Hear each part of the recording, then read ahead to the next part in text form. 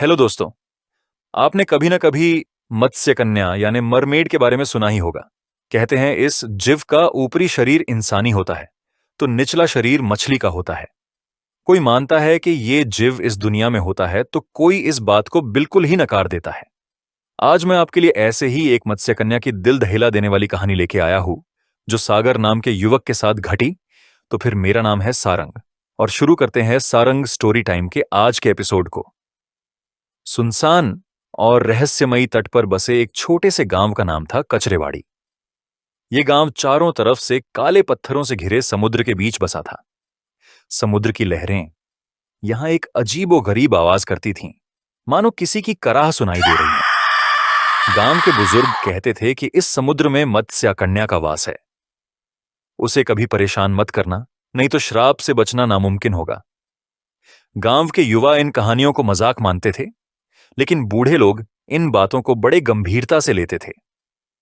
गांव के एक कोने में सागर नाम का लड़का रहता था। सागर साहसी था और उसे इन सब कहानियों पर बिल्कुल भी यकीन नहीं था। वह अक्सर अपने दोस्तों के साथ समुद्र की गहराइयों में मछलियां पकड़ने चला जाता था। एक रात जब पूरा गांव नींद में डूबा था, सागर ने अपने दोस्तों के साथ समुद्र में जाने का फैसला किया। उसके दोस्तों ने उसे मना किया, लेकिन सागर ने हंसते हुए कहा, भूत प्रेत कुछ नहीं होते।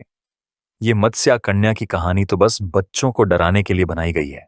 सागर और उसके 3 दोस्त रोहित, अमन और नीरज, चांदनी रात में अपनी नाव लेकर समुद्र में निकल पड़े। लहरें शांत थीं और आसमान पर तारों की चादर बिछी हुई थी। जैसे जैसे वे समुद्र के अंदर जाते गए, लहरों की आवाज और गहराती गई। अचानक अमन की नजर पानी के भीतर कुछ चमकती हुई चीज पर पड़ी। यह क्या है? अमन ने नाव के किनारे झुकते हुए कहा। सागर ने हंसते हुए जवाब दिया, शायद कोई मछली होगी, चलो पकड़ते हैं। सागर ने जाल फेंका और थोड़ी देर बाद उसे खींचा, लेकिन जाल में जो फंसा उसे देखकर सबके होश उड़ गए। जाल में एक सुनहरी सीप और उसके साथ एक अजीब सी मूर्ति थी। वह मूर्ति एक मत्स्य कन्या की थी, लेकिन उसका चेहरा डरावना और भयानक था। उसकी आंखें मानो जीवित हों और घूर रही हों। नीरज ने डरते हुए कहा, सागर इसे वापस फेंक दो, यह अच्छा संकेत नहीं है। सागर ने मूर्ति को देखते हुए कहा, डरपोक मत बनो, यह तो अनोखी चीज है, इसे बेचकर हम बहुत पैसे कमा सकते हैं। सागर ने मूर्ति और सीप को अपने बैग में डाल लिया। जैसे ही उसने ऐसा किया, आसमान में काले बादल घिर आए और समुद्र में तेज लहरें उठने लगीं। नाव हिलने लगी और दोस्तों का डर बढ़ गया। रोहित चिल्लाया, सागर जल्दी इसे फेंको, यह जगह हमें छोड़नी चाहिए। लेकिन सागर जिद पर अड़ा रहा। किसी तरह वे लोग वापस गांव पहुंचे, लेकिन अजीब चीजें उसी रात से शुरू हो गईं। सागर के घर के पास अजीब आवाजें सुनाई देने लगीं। वह जब भी सोने की कोशिश करता, उसे किसी के रोने की आवाज भी सुनाई देती। एक रात जब वह गहरी नींद में था तो उसने महसूस किया कि कोई उसे बुला रहा है। उसकी आंख खुली और उसने देखा कि एक परछाई उसके कमरे में घूम रही है। वह उठकर परछाई का पीछा करने लगा। परछाई उसे समुद्र तट की ओर ले गई। जब वह तट पर पहुंचा तो उसने देखा कि वही मत्स्य कन्या जो मूर्ति में थी अब जीवित रूप में उसके सामने खड़ी थी। उसकी लंबी चमकदार पूंछ और बड़े बाल थे, लेकिन उसका चेहरा भयानक था। उसकी आंखें काली और गहरी थीं और उसकी आवाज किसी चट्टान पर लहरों के टकराने जैसी थी। तुमने मेरी मूर्ति चुराई है सागर, मत्स्य कन्या ने गुस्से में कहा। सागर डर के मारे बोल नहीं पाया।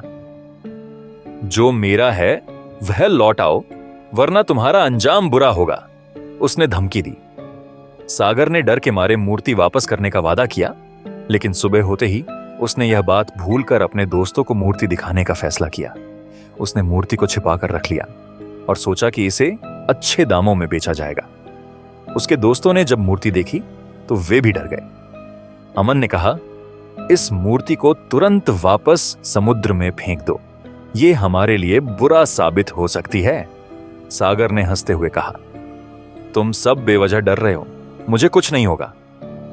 लेकिन उसी रात गांव में अजीब घटनाएं होने लगीं। समुद्र की लहरें और तेज हो गईं। गांव के मवेशी मरने लगे और सबसे डरावनी बात यह हुई कि रोहित और नीरज, जो सागर के साथ समुद्र गए थे, गायब हो गए। अब सागर को एहसास हुआ कि उसने बहुत बड़ी गलती कर दी है। उसने मूर्ति को लेकर समुद्र में वापस जाने का फैसला किया। उसने अमन को साथ चलने को कहा। जब वे नाव लेकर समुद्र के बीच पहुंचे तो समुद्र का पानी शांत था, लेकिन अचानक मत्स्य कन्या प्रकट हुई। उसका रूप और भी भयावह हो गया था। उसने गुस्से में कहा, तुमने मुझे बहुत परेशान किया है, अब तुम्हारी सजा शुरू होगी। सागर ने गिड़गिड़ाते हुए कहा, मुझे माफ कर दो, मैं मूर्ति वापस करना चाहूं। लेकिन मत्स्य कन्या ने उसकी बात नहीं मानी। उसने अपने जादू से नाव को उलट दिया। सागर और अमन समुद्र में गिर गए।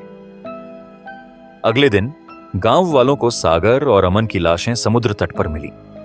उनकी आंखें खुली थीं और चेहरे पर डर की परछाई साफ दिख रही थी। गांव वालों ने उस मूर्ति को भी वहीं पाया और उसे समुद्र में वापस फेंक दिया।